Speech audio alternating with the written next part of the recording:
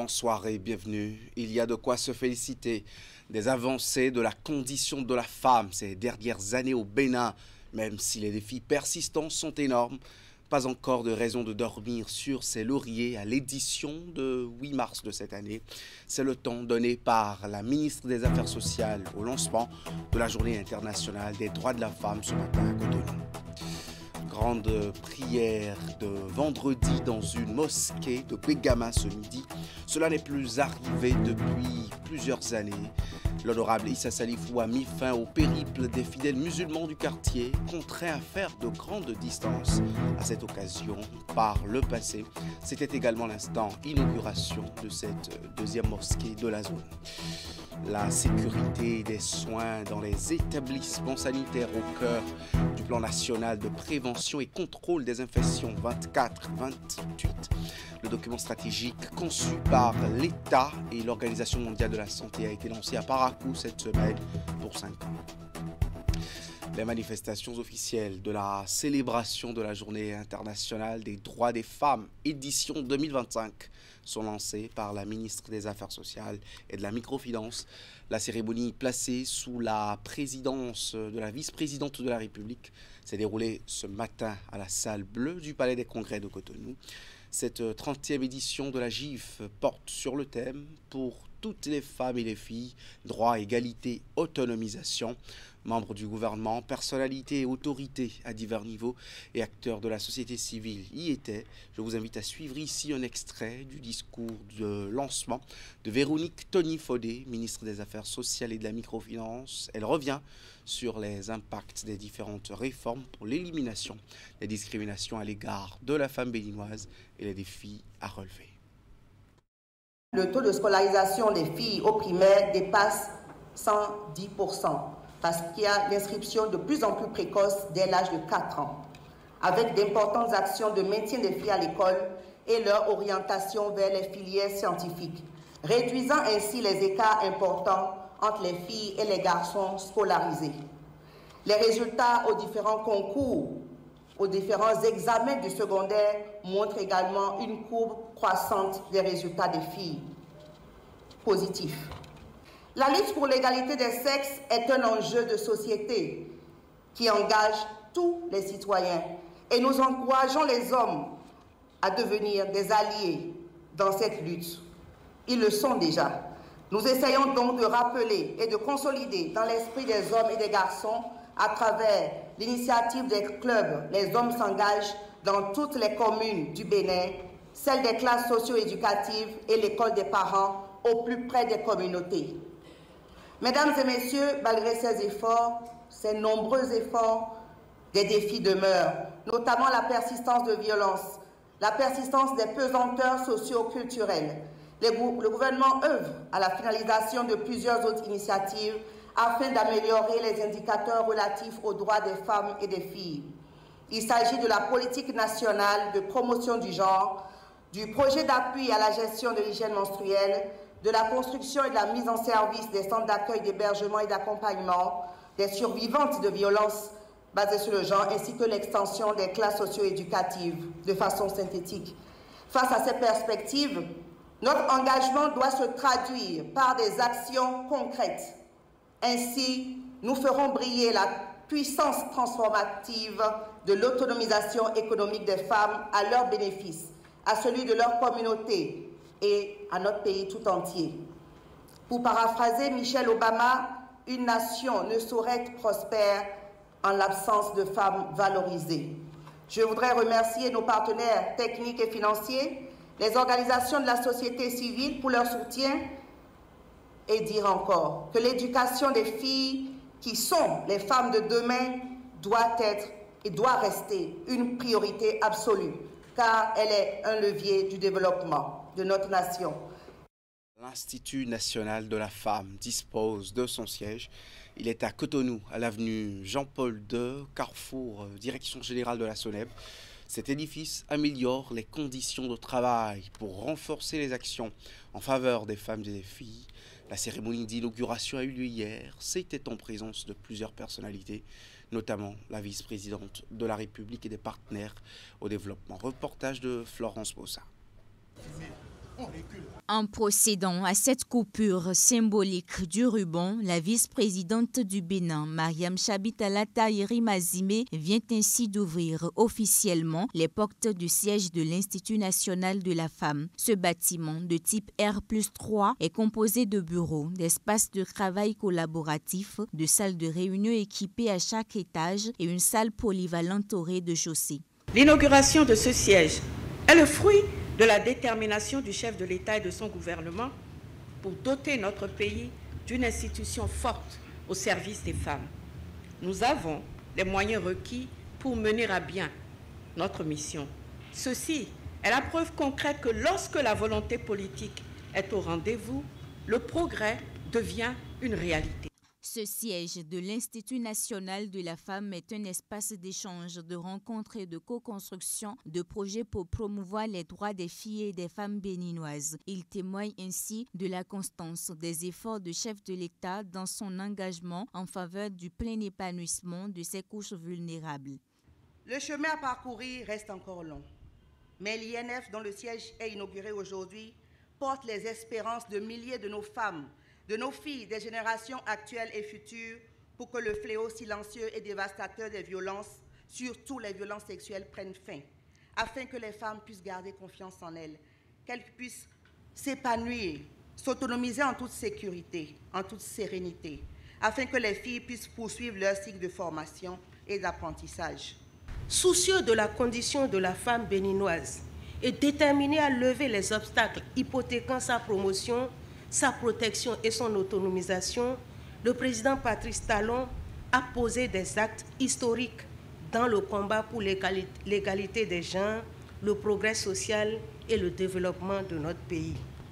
Sans tambour ni trompette, il nous a fait avancer sans commune mesure sur ces différents plans. À cette cérémonie d'inauguration, une exposition artistique a été également faite avec des œuvres illustrant les femmes. Fini le calvaire des fidèles musulmans de Bégamé et ses environs. Une nouvelle mosquée a été inaugurée à leur profit à la place Bulgarie ce matin pour réduire leur peine en l'absence de lieux de prière spacieux et proches surtout. C'est un geste de l'honorable Issa Salifou dont l'objectif est de pouvoir le quartier d'une mosquée de grande prière de vendredi. Ingrid Day pour Le Point.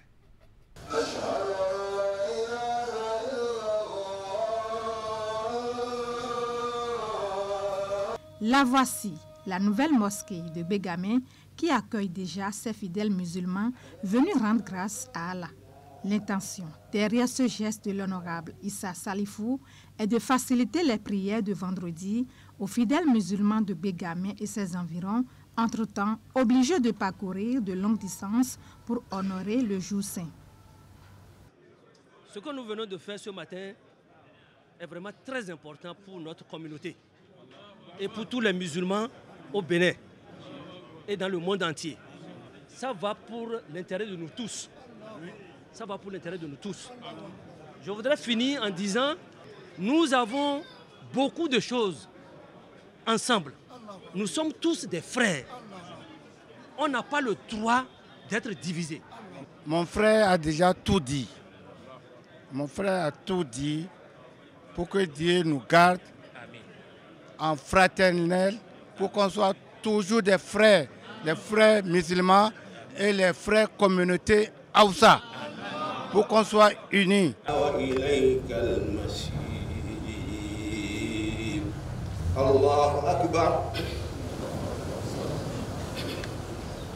Dirigée par le président de l'Union islamique du Bénin, cette prière du vendredi, la première de ce mois de Ramadan, consacre l'inauguration. Un geste que louent les musulmans de la zone qui n'ont pas taré d'éloges à l'endroit de leur donateur. Le donateur, vraiment, on ne cesse le remercier parce qu'il fait beaucoup. Et lui, c'est mon grand frère Saleh et l'autre grand frère Aladji Daouda Lawal. Ils font pour l'islam depuis des décennies. Seul Dieu peut leur récompenser ça vers le paradis. Vraiment, on leur dit grand merci.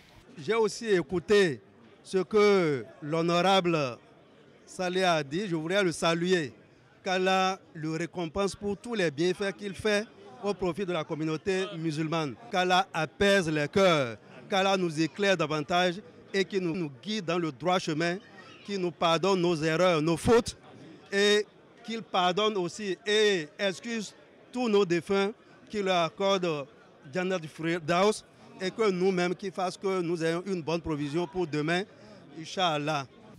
Outre cette mosquée, la deuxième de la zone, dont l'imam principal est Boukari Abdul Aziz, l'honorable Issa Salifou a également doté la communauté musulmane du Bénin d'une chaîne de télévision. Son nom, Sunna TV, Cotonou.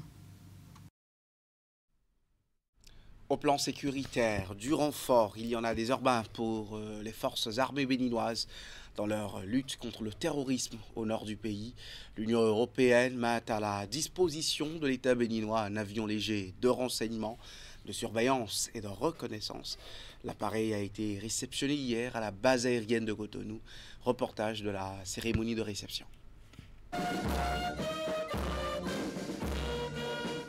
La coopération militaire entre le Bénin et l'Union européenne est en marche et pour preuve, après une dizaine de formations organisées au profit des forces armées béninoises, c'est un appui matériel qui vient confirmer la vitalité des relations entre le Bénin et cette organisation internationale et ses États membres. Cet avion léger de renseignement, de surveillance et de reconnaissance est offert aux forces armées béninoises pour renforcer l'opération Mirador en cours dans la zone critique de la partie septentrionale du Bénin. La livraison de cet avion aujourd'hui, au titre de la Facilité européenne pour la paix, est un symbole fort de la solidarité européenne envers le Bénin dans la lutte contre le terrorisme. L'avion, par les renseignements collectés, appuiera les décisions opérationnelles des forces armées béninoises et aidera les unités déployées sur le terrain à contrer les groupes armés non étatiques, à réduire leurs possibilités de commettre des attaques terroristes comme celles que nous avons malheureusement vues le 8 janvier dernier. L'action de l'Union européenne s'inscrit dans le cadre de l'aide qu'elle apporte aux pays partenaires d'Afrique de l'Ouest face aux défis sécuritaires contemporains. L'appui matériel de ce jeudi 6 mars 2025 va contribuer à dynamiser les stratégies de lutte contre le terrorisme au Bénin. Cet avion de surveillance et de reconnaissance que nous réceptionnons aujourd'hui aura une utilité inestimable. Il permettra d'améliorer la vigilance et la réactivité de nos forces armées dans leur mission de surveillance du territoire, de lutte contre les menaces asymétriques et de protection des populations. Il est une preuve concrète de la volonté de l'Union européenne d'être aux côtés du Bénin dans la consolidation de sa sécurité nationale et sous-régionale. Cet aéronef va donc permettre aux forces de sécurité et de défense de renforcer la recherche et le renseignement pour plus d'efficacité sur les théâtres d'opération. Partenaire clé de l'Union européenne, le Bénin bénéficie de sa part depuis 2023 de l'assistance de la Facilité européenne dans les domaines maritimes et terrestres. Le plan quinquennal de prévention et contrôle des infections PCI 2024-2028 est officiellement lancé. Ceci à la faveur d'une cérémonie qui s'est déroulée cette semaine à Parakou. La cérémonie a connu la présence de plusieurs cadres et agents de santé des 4 départements du Nord, en plus des collines. Ce document, réalisé par le ministère de la Santé béninois, avec l'appui de l'Organisation mondiale de la santé, sert de boussole dans la lutte pour justement la sécurité des soins dans les établissements sanitaires. Reportage signé Jacques Degbé, Socrate d'Antony. Contribuer à l'amélioration de la qualité et de la sécurité des soins et services à travers la lutte contre les infections associées aux soins au Bénin, c'est l'objectif de ce plan quinquennal de prévention et contrôle des infections. Un document dont la réalisation est partie des études selon lesquelles les taux d'infection au niveau des établissements sanitaires sont largement au-dessus de la moyenne. 16 à 19%, c'est beaucoup. Il est important que nous descendions jusqu'à moins de 2%, c'est l'objectif. Parce que les 16 à 19% en donnent des conséquences très graves, notamment en termes de mortalité maternelle, en termes de mortalité néonatale, en termes de morbidité au sortir des blocs opératoires. c'est un problème. Un problème auquel il était plus qu'urgent de trouver une solution.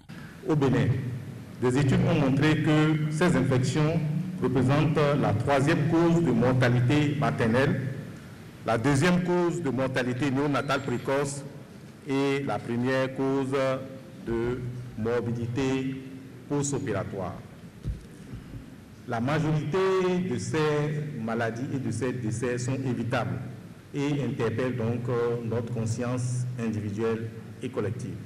L'Organisation mondiale de la santé s'engage fermement à poursuivre son soutien au pays pour la prévention et le contrôle des infections. Nous continuerons à mettre à votre disposition l'expertise technique nécessaire afin de renforcer les capacités locales. Le PCI 2024-2028 est le fruit de plusieurs mois de travail acharné avec les experts de l'Organisation mondiale de la santé, de médecins sans vacances et des professionnels de santé du Bénin. Ce plan représente une étape décisive de franchie dans l'engagement collectif pour la sécurité des soins au Bénin. Ce plan contribuera, j'en suis convaincu, nous en sommes convaincus au niveau de la DGMHED, ce plan contribuera à améliorer la qualité des soins et la sécurité des services dans nos différentes structures hospitalières. Mesdames et messieurs les professionnels de santé, je voudrais vous exhorter, en votre qualité d'acteurs principaux, au premier plan, à vous approprier ce document et vous investir dans la lutte contre les infections associées aux soins, à vous former aux bonnes pratiques d'hygiène et à les appliquer rigoureusement au quotidien. La cérémonie s'est achevée par une remise symbolique des documents aux participants. Aussi, ces derniers ont-ils été outillés sur le contenu du plan de prévention et contrôle des infections.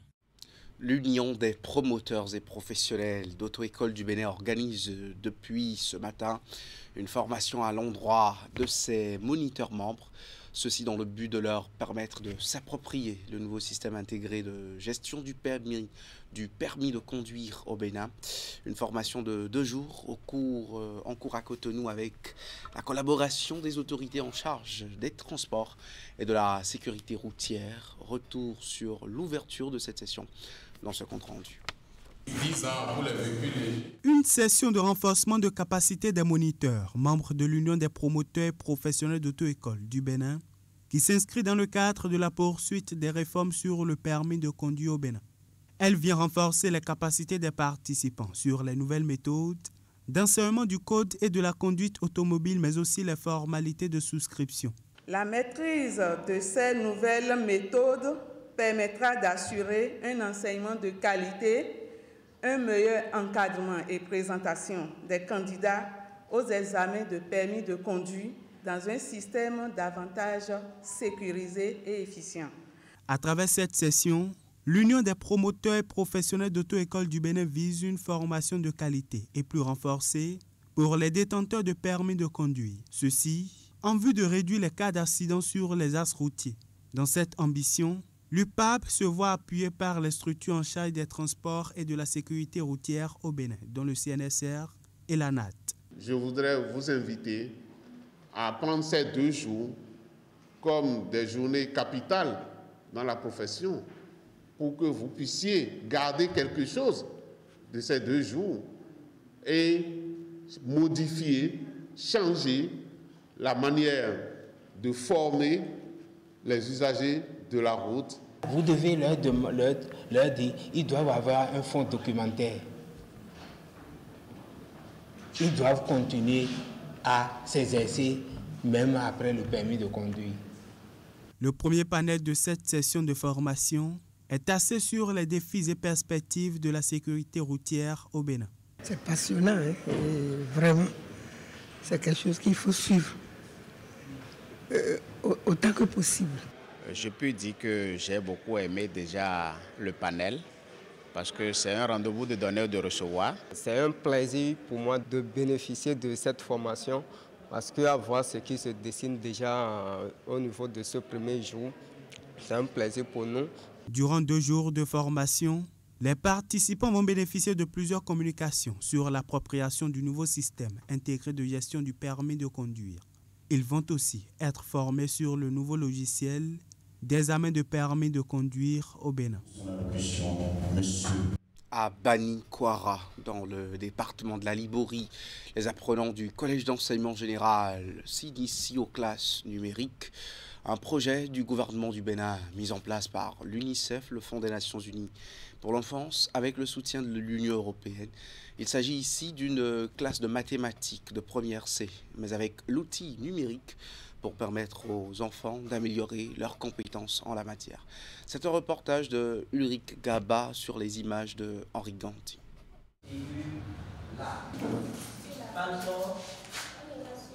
Cours de mathématiques en version numérique au CEG Bani Kouara dans le nord du Bénin.